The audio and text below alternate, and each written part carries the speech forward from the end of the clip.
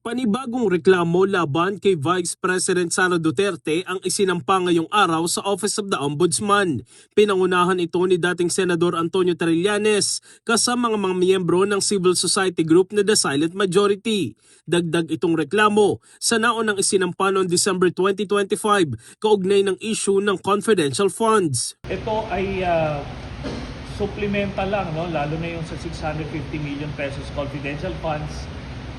Supplemental doon sa na-file na ng mga civil society organizations noong December. Ang kaibahan lang nito ay nadagdagan ng mga aligasyon ni Mr. Ramil Madriaga.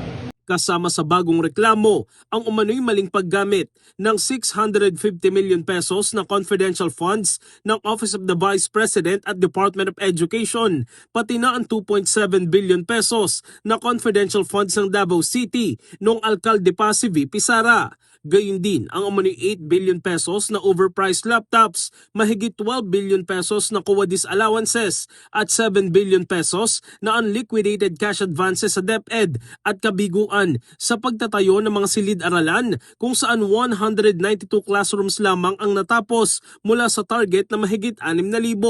May aligasyon din ng ill-gotten wealth, hindi pagdeklara ng higit 2 billion pesos na asset sa SALN at umano'y pagtanggap ng pera mula sa isang drug lord noong siya'y alkalde ng Davao City na mariing itinanggi na noon ng kampo ng Vice Presidente. Ayon sa The Silent Majority, dapat umano managot ang sinumang opisyal na sangkot sa paglustay ng pondo ng bayan.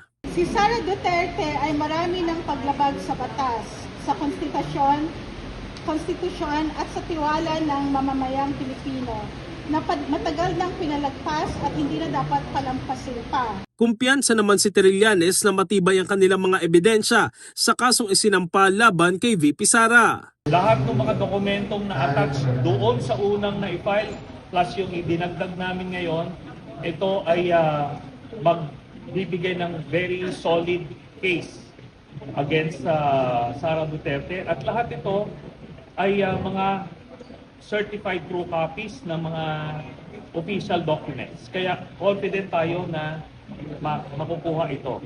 Nanawagan si Trillanes sa Ombudsman na agarang aksyonan ng mga reklamo.